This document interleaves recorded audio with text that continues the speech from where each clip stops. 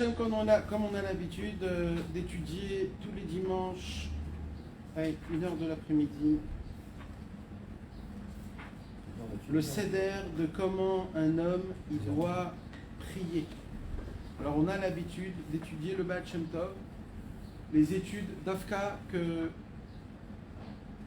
qu'il a dévoilé le Baal Shem Tov sur la Tfila, sur le Pasuk Vetzor Ta'aseh la Teva, où Rabbeinu il a dévoilé la Torah 112 pour qu'on puisse essayer d'avoir une compréhension quelconque de qu'est-ce qui se passe pendant qu'un homme il fait des prières, et que grâce à ça, ça puisse nous donner un petit peu de la force pour essayer de continuer à prier avec un peu plus de kavana et un peu plus d'importance. Et je me suis dit qu'il faudrait qu'on étudie Bezrat Hashem. Bien sûr, on va continuer, mais je voudrais avec vous essayer de nous donner, avec le Hari Akadosh, une des choses, mamash, les plus importantes qu'il y a de la façon de comment un homme il doit prier, comment il doit prier. D'accord ?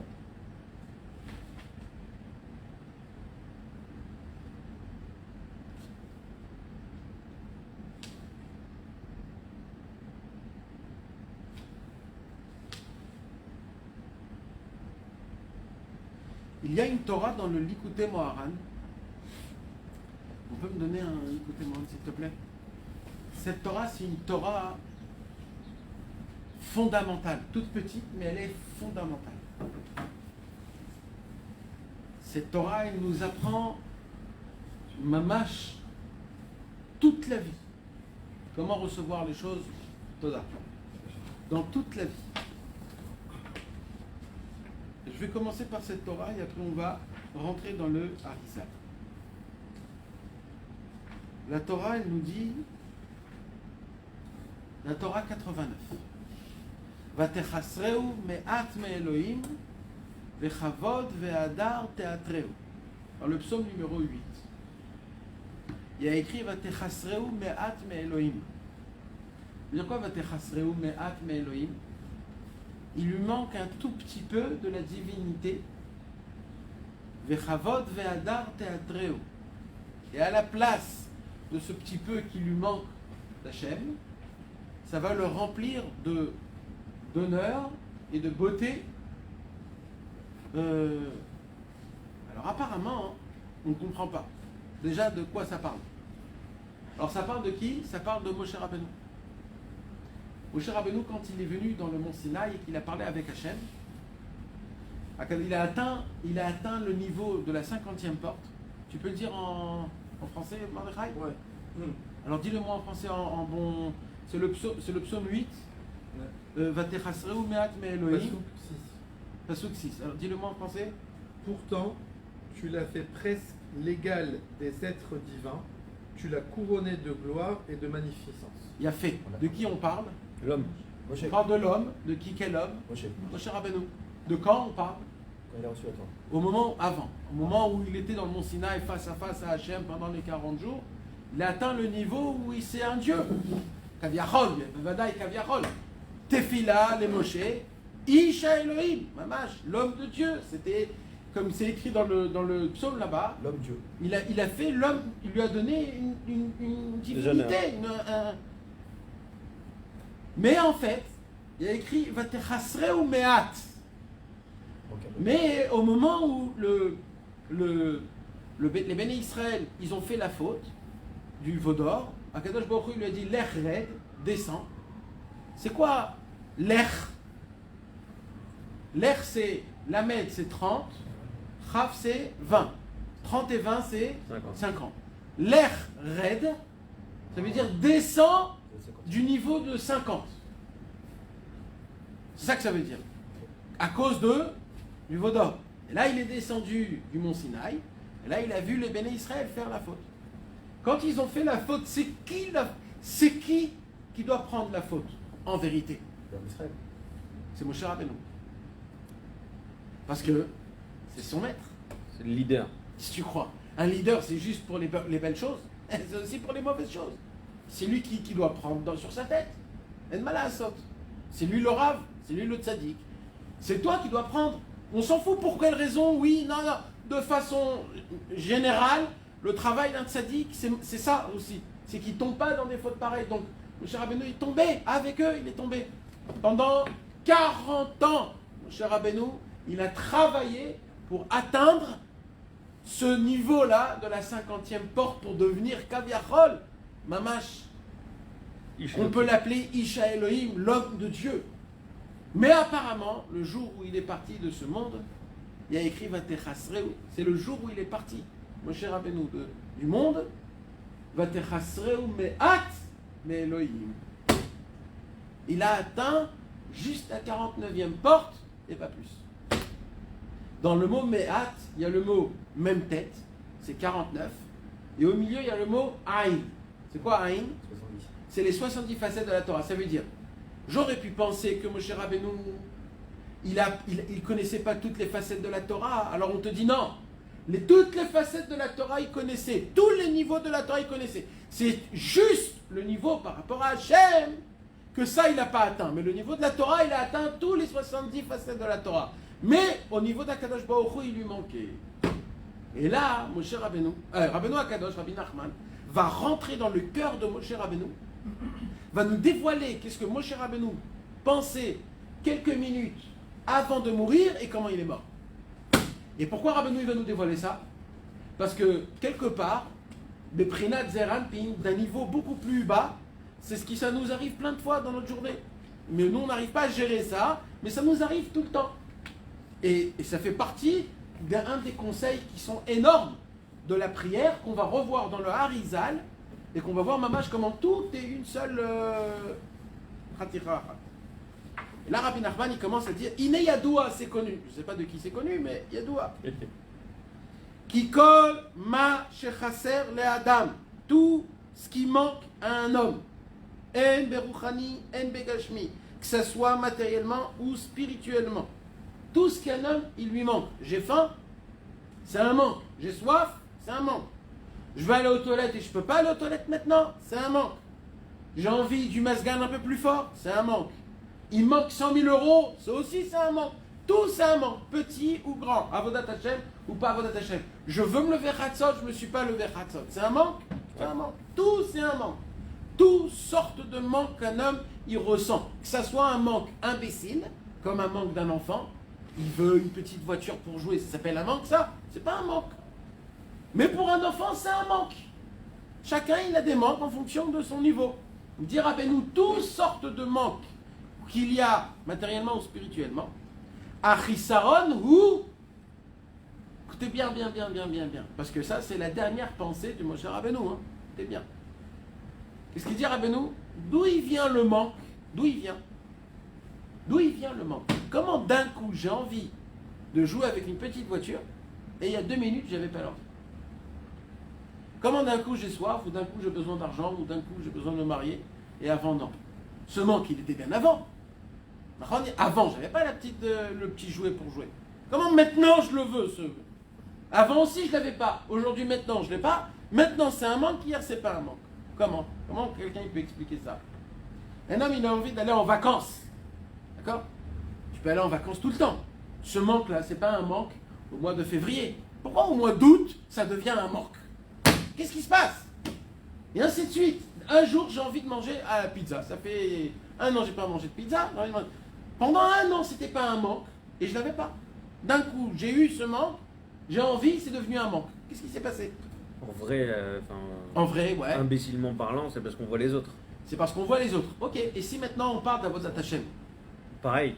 Tu vois tout le monde qui fait Chatzot ou qui parle de Chatzot, tu dis moi je fais pas Chatzot. Mais s'il y a personne qui parle de Chatzot, c'est vrai d'un côté aussi, mais il y a une raison qui est beaucoup plus profonde. Parce qu'il y a des fois des situations où il y a des manques, où Moshe Rabbeinu il sentait un manque. Moshe Rabbeinu il voulait atteindre le 50e, il n'arrivait pas. C'était un manque pour lui, le manque le plus grand au monde, d'atteindre la 50e porte. Qui était où la 50e porte?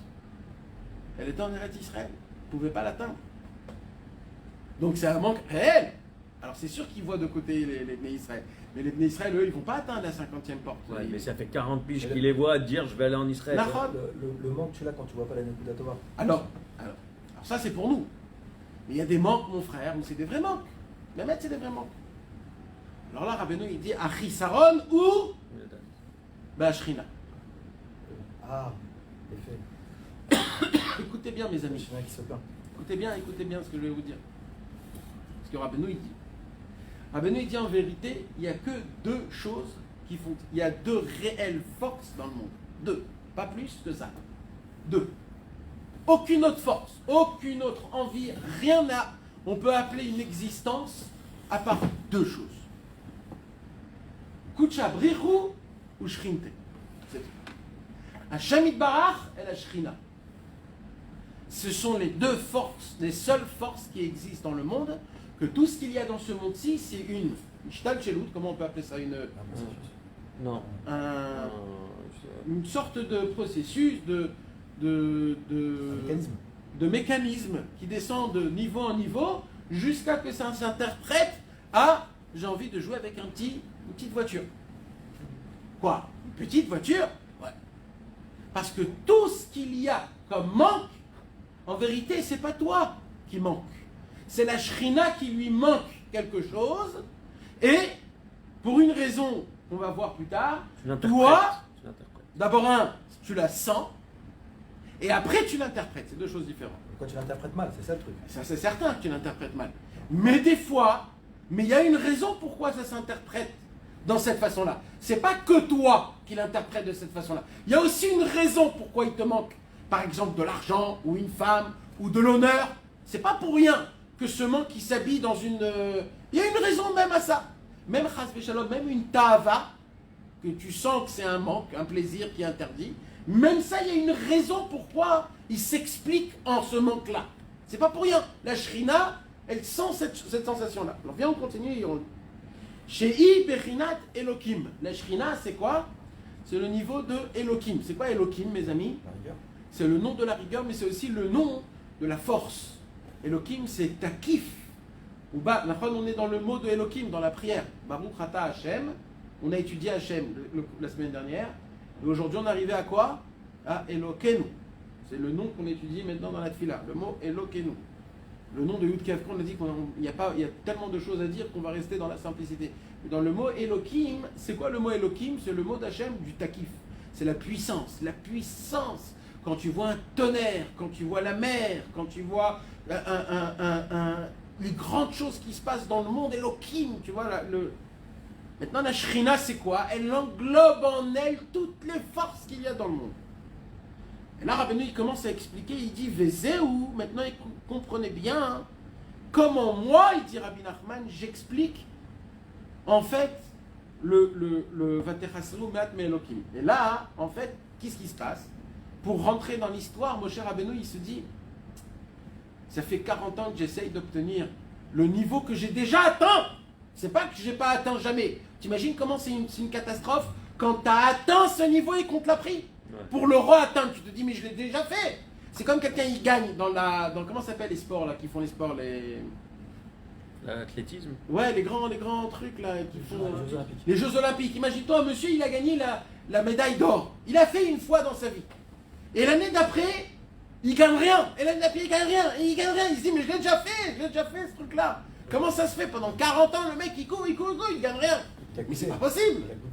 Oui, je l'ai eu une fois, quoi. C'était... Alors, qu'est-ce qui se passe? On dit tous, s'il a gagné une fois, c'est que c'était une coup de chance. Et ça, c'est le plus grave au monde. Ah, et là, mon cher Rabbeinu, il dit, j'ai atteint le 50e niveau au monde de la Sinaï, et 40 ans, je travaille, je suis là, je vais faire rentrer l'homme Israël, je l'ai toujours pas. C'est très grave. Comment c'est dur? Rabbeinu, il dit, regardez comment Moshe Rabbeinu, il a su se renforcer. Et nous, on doit prendre ce renforcement dans la prière. Comment on prie? Vatechasreu bevadai. Ça, il me manque un manque. Ça, c'est une certitude. J'ai un manque. Ça me fait un trou, je sens qu'il y a un manque. Mais at me Elokim. Aïnou, il explique Rabbeinu, Achisaron, Bevadai me Elokim. Ce manque-là, il ne vient pas de moi. Il vient d'où? Il vient d'Hachem. C'est un manque qu'en fait, il manque chez Hachem. Pour expliquer ça très bas, alors je vais le faire un petit peu en l'argot, mais pour qu'on puisse comprendre.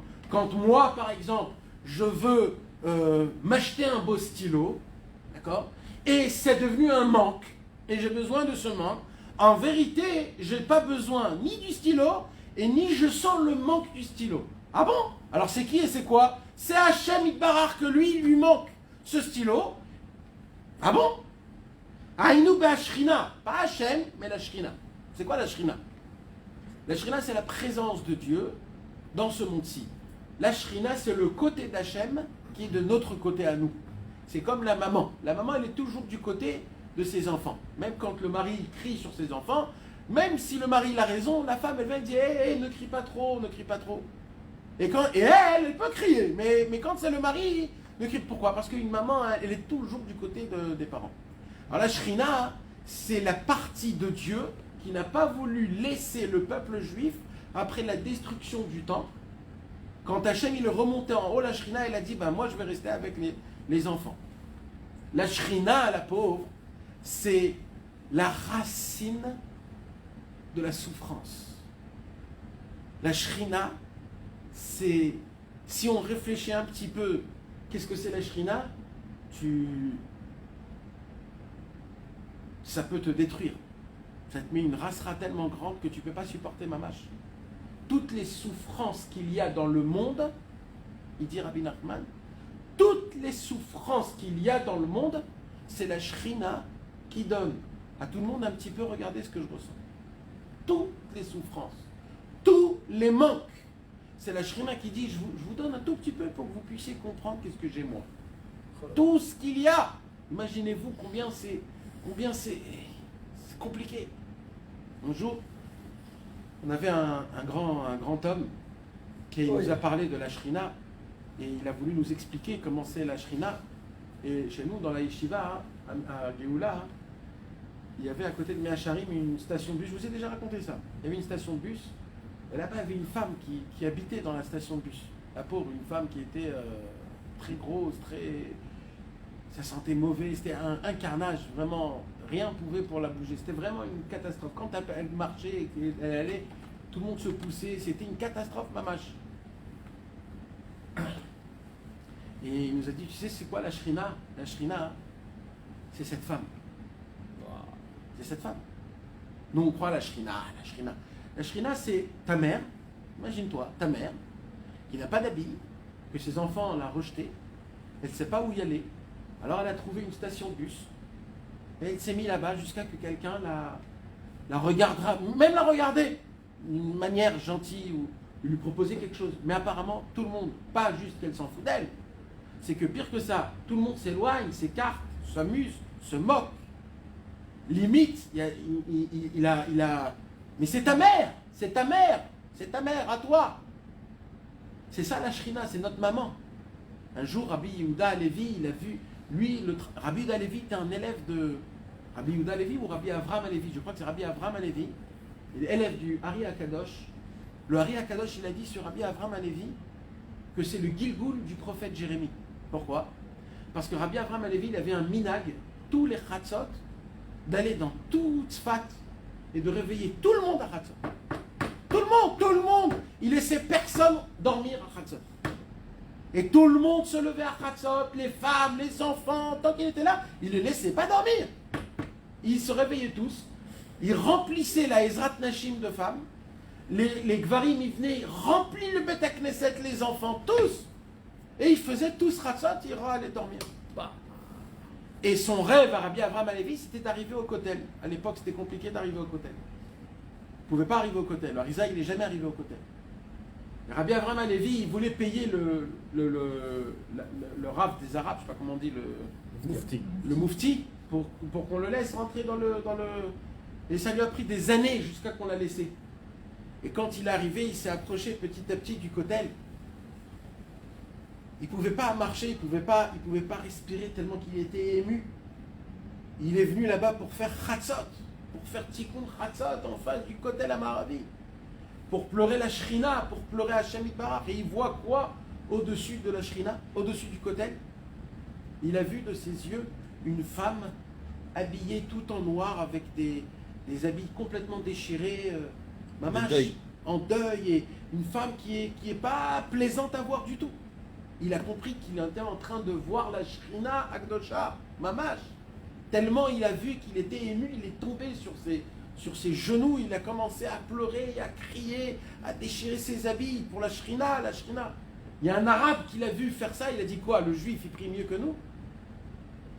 Il a pris son cheval, il a commencé à courir, jusqu'à qu'il a piétiné, il est mort là-bas. Rabbi Abraham Alevi. Donc Oui. la Shrina, elle a une présence, mes amis. La Shrina, c'est pas Stam. On dit la Shrina c'est quelque chose. La Shrina, elle est là, elle souffre énormément. À chaque fois dans le Leshem Yehoud, on dit les Akma Shrinta Me'afra. D'essayer d'élever un tout petit peu la Shrina pour que la Shrina, elle a quelque chose. Là, il dit Rabbeinu, Aïnou Achesaron Bevadaim Elokim, Aïnou Be'ashrina. Donc, en fait, tout ce que je souffre, toutes mes souffrances, tous mes manques, ça vient d'où? De la Shrina. Quand ta femme, elle va te raconter, on a eu un problème avec notre enfant, avec notre fille, notre garçon, on a un problème avec le ça ou ça, sache que tout ça, en fait, c'est qui est en train de te parler? C'est la Shrina qui est en train de raconter ses problèmes à elle. Mais pour que ça ne soit pas juste une conversation, alors elle te le fait faire dans ta vie pour que tu comprennes un petit peu combien je souffre. Et là, il dit Rabbeinu, quel imbécile c'est maintenant l'homme qui va commencer à prier et à dire Hachem, aide-moi s'il te plaît, il manque un peu d'argent. Ou alors il manque ça, ou il manque ça.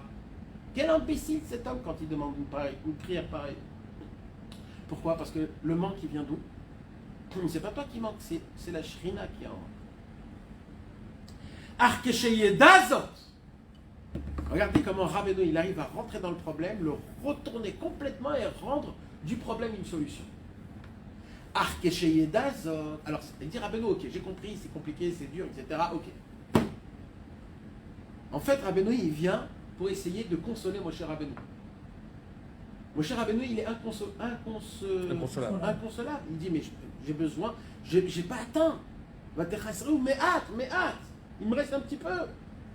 Qu'est-ce qu'il dit Rabbeinu? Il dit Rabbeinu, Kesheyedazot, mais apparemment quand il va savoir ça, Sheachisaron ou les mala ou les mata, que le manque il n'est pas juste en bas, il est aussi en haut.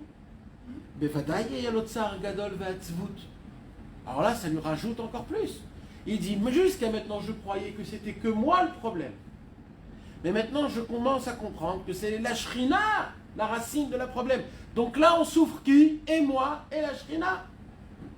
Velo yuchal la'avot et Hashem itbarach besimcha. Un homme comme ça ne pourra pas servir Hashem avec de la joie. L'écart, tzarich la'ashiv la'atzmo.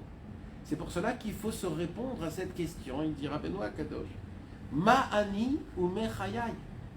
Qui je suis moi? She'amelech be'atzmo mesaper li achisaron shelo. Qui je suis moi que la Shrina vient me voir et me dire Baba, viens, je te raconte un peu mes petits problèmes, viens. Qui je suis? Normalement, c'est dans la confidence. Exactement. Je suis dans une intimité la plus grande au monde. Ça veut dire en fait, elle a trouvé personne que toi pour lui raconter ses problèmes. Et c'est quoi? C'est tout ce que tu vas souffrir. Vechi yesh kavod gadol miseh. Est-ce qu'il y a un honneur plus grand que ça? En fait, Moshe Rabbeinu, il est à la fin du Yehush presque, il ne sait plus quoi faire, il voit qu'il ne va pas atteindre la 50e porte. Et là, Rabbeinu, il vient, il dit, comment Moshe Rabbeinu, il s'est renforcé? Il s'est dit, mais attends, tous les manques qui viennent d'où? Ils viennent d'Hachem. Si j'atteins pas la 50e porte, c'est que même dans le ciel, il manque la 50e porte. C'est la Shrina elle-même, elle lui manque. Et en fait, si on me donne la 50e porte, je m'en fous de la Shrina. J'aurai la 50e porte, mais je m'en foutrai de la Shrina. Mais comme Hachem, il m'adore, et il veut que je sois, comme tu as dit, en confidence, que je sois en intimité avec Dieu et la Shrina, alors Hachem, il va dire non, viens avec moi, rentre chez moi, on sera ensemble dans les problèmes et je vais te raconter. Moi, je n'ai pas la 50e porte. Je peux te la donner si tu veux, mais si je te la donne, on ne sera pas pareil. Par contre, si je ne te la donne pas, tu pourras me ressentir à moi à fond. Est-ce qu'il y a un kavod plus grand que ça, que le roi il m'appelle et il me dit viens ressentir ce que je ressens? Mitorkar, au moment où tu comprends ça, Ba les simcha gdola, il atteint une simcha énorme, que en fait mon manque c'est quoi? C'est un manque du ciel, que Hachem il vient et il me raconte ce manque. Venitrachu amochin shelo.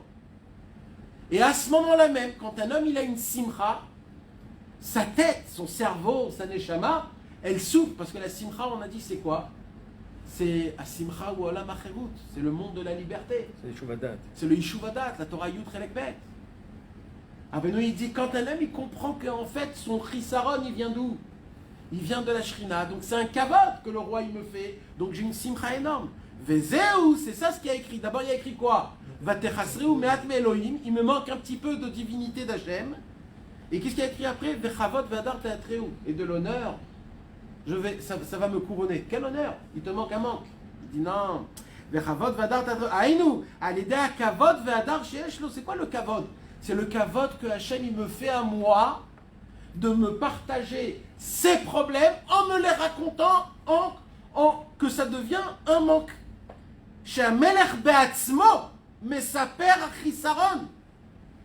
Alors, c'est comme ça qu'on atteint un niveau exceptionnel. Maintenant qu'on a compris cette Torah exceptionnelle, 89, où on peut en parler des années, où des gens ils ont écrit des livres en entier sur cette petite Torah, mamash, des livres. On peut comprendre un petit peu comment il faut prier d'après le Ari Kadosh dans l'Akdama de Shara Mitzvot.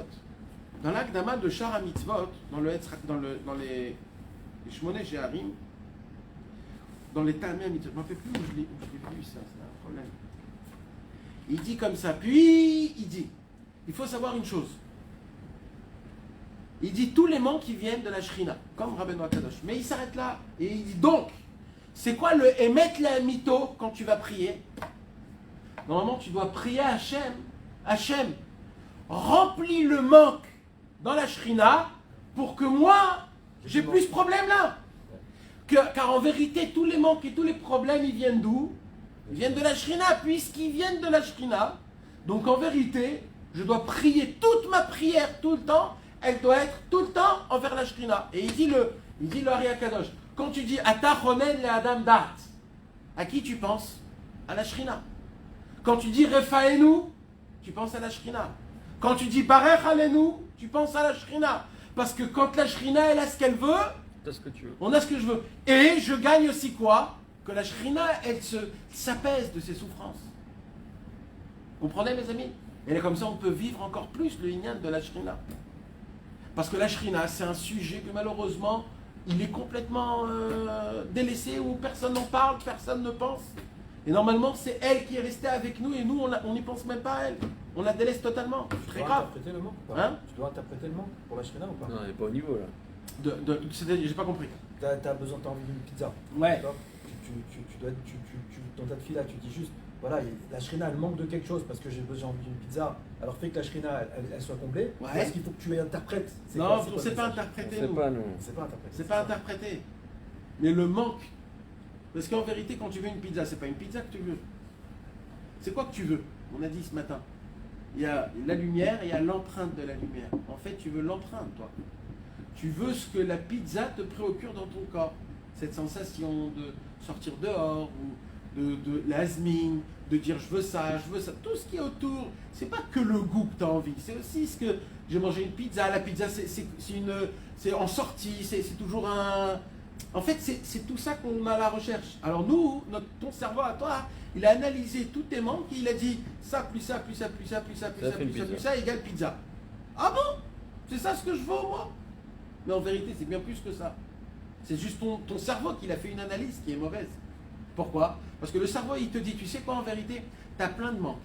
Mais moi, je crois qu'en te donnant une pizza, tous tes manques vont s'en aller. Et toi, tu dis, je suis mamie, vas-y, fais-moi, vas-y. Et tu t'es mazmine une pizza. Et au moment où tu manges la pizza, tu crois que tes manques, ils ont été comblés, mais tu verras qu'une heure après, tu te dis, j'ai envie d'une glace. Qu'est-ce qu'il a fait le cerveau? Il a fait la même chose. On a repris les mêmes problèmes que tu as dans ta tête. Ça, plus ça, plus ça, plus ça, plus ça, on va essayer glace. Et toi, tu dis, j'ai envie d'une glace. Mais ça, c'est juste l'analysateur du cerveau qui t'a dit. Mais c'est faux, peut-être. Peut-être c'est. Peut-être c'est une sensation que tu dois avoir passée dans un endroit où ça va te faire très mal, mais tu vas être mis de gabère, tu vas te renforcer. Et le fait que tu vas te renforcer, ça va te dégager dans ton corps une sensation de oh, Hachem, j'ai gagné un combat, je me suis émerveillé sur moi-même, je me suis monté sur moi-même. Et là, tu te dis waouh, c'est quelque chose de fort. Là, c'est pas pareil. Mais le cerveau, lui, il comprend rien à tout ça. Lui, il dit juste viens, on fait les calculs dans tous les endroits où tu crois que tu as kiffé. Vacances, pizza, Mlouchia, Keila. Et lui, il va jouer avec tous tes loisirs. On appelle ça loisirs. On appelle ça les loisirs. Et il te dit une fois ça, une fois ça. Tout à fait. Voilà. Un jour, tu vas dire ah, ça fait longtemps que j'ai pas mangé de crêpes. Ben, il essaye à essayer de combler tes manques en fonction de ce que tu crois, toi, que tu manques et que tu souffres. Mais tu manques pas en réalité, ça. Mais en vérité, c'est Akadosh Baruch Hu qui te raconte son secret. Il te dit, viens, j'ai un secret, il manque ça. Et toi, tu es là. Tu sais pas comment le diluer en ce monde-ci. Tu sais pas. Si tu t'assois dans une Torah d'Ikouté Moran en approfondissant, en regardant les livres, le Tanakh, les Mefarshim, et tu descends dans l'Ikuta, la Chot, tu ouvres la Gemara, le Zohar autour, tu vois ce que le Hari dévoile dans ça, etc. Tu décortiques. Et là, mon frère, tu te dis, il manque rien. Il manque rien. Je suis en train de nager dans la Torah du Tzadik. Là, tu découvres qu'il ne me manque rien. Quand tu es à Ouman, il ne te manque rien. Quand tu es au Kotel, à Chatzot, il ne te manque rien. C'est des sensations qui sont très fortes. Où là, tu te dis, je suis à côté de la Shrina. C'est ça l'importance d'aller au Kotel. C'est de un peu réfléchir à la Shrina Kdosha. C'est important, mes amis, d'avoir une pensée. Tout le lien de Chatzot, c'est le lien de la Shrina. On a aujourd'hui Malchut chez Betiferet. On a parlé ce matin de la Shrina, de la Malchut. On parle maintenant. On n'arrête pas. On termine la semaine de la Tiferet. On a parlé de Libout Torah. C'est un plein comment tout est relié. Baruch Adonai Leolam. Amen. Pour les saken, ce qu'on a étudié. Alors regardez. Le Rabbeinu Akadosh, il a donné son conseil à lui comment? En inversant le problème, en le rendant une solution comme il a l'habitude. C'est-à-dire de se dire, si j'ai un manque qui vient de la Shrina, en fait, c'est la Shrina elle-même qui me raconte ses problèmes.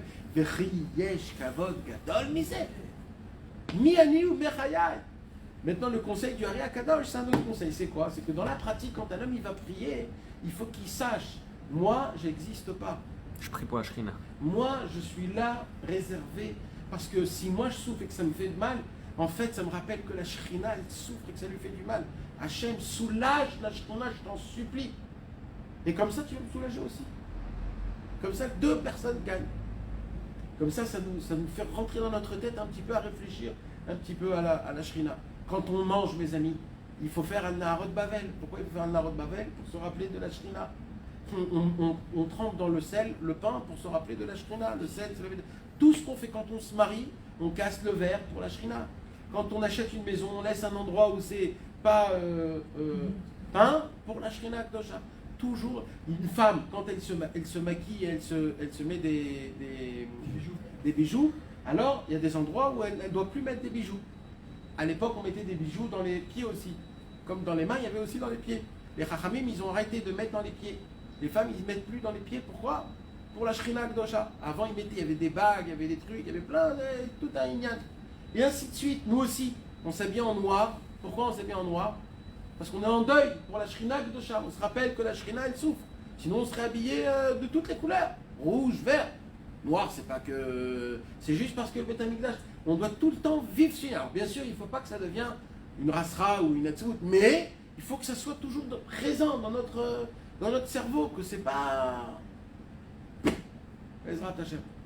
Zakro. Hein? Il mention sourd. Mention sourd. Il ne veut pas écouter les manques. Nachon.